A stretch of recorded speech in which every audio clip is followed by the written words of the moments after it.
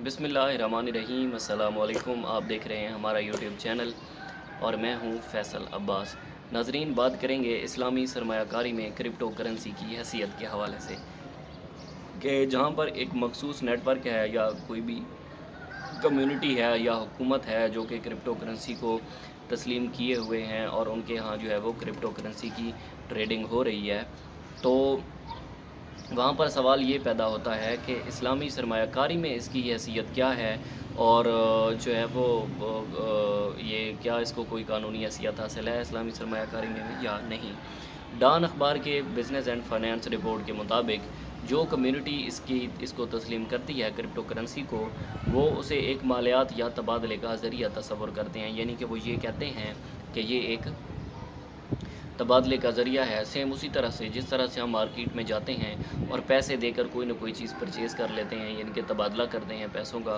तो वो इसे इस तरह से तस्वुर करते हैं। उसके बाद जितने भी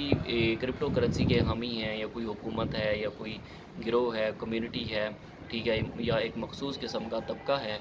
तो वो इसकी कदर को मुस्तहकम होने के बारे में कुछ नहीं कहते और उसकी गारंटी नहीं लेते कि इसकी कदर मुस्तहकम रहेगी, क्योंकि ज़ाहिर है आपको पता है कि क्रिप्टो करेंसी की जो ट्रेडिंग है उसमें अप्स एंड डाउन्स बहुत तेज़ी से आते हैं और एक ही दिन के अंदर ये आसमान को भी छू लेती है और ज़मीन पर भी जा गिरती है। उसके बाद अगर कोई क्रिप्टो करेंसी हासिल करना चाहता है तो उसके बेसिकली दो तरीके होते हैं। पहला तरीका ये कि क्रिप्टो करेंसी एक्सचेंज से ख़रीदा जाए और फिर उसे ख़ुद बनाया जाए या फिर उसे खुद बनाया जाए। उसके बाद जो है वो चंद एक कॉइन्स हैं, जैसा कि बिटकॉइन है, बिटकॉइन कैश है, एथीरियम है, जी कैश है, लाइटकॉइन है, डैश है। अब ये बहुत ज़्यादा मशहूर और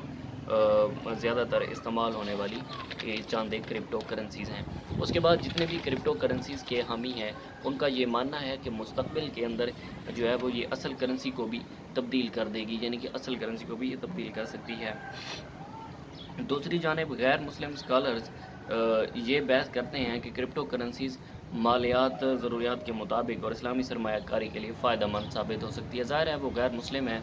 वो ऐसा समझते हैं कि ये फ़ायदा मंद साबित हो सकती है, लेकिन क्योंकि हमारे यहाँ इस्लामी सरमायाकारी का निज़ाम मौजूद है तो हम जो है वो इसे ममनू करार देते हैं। अब जितने भी अब इसमें मतलब कि हमारे मुस्लिम स्कॉलर्स हैं, वो ये समझते हैं कि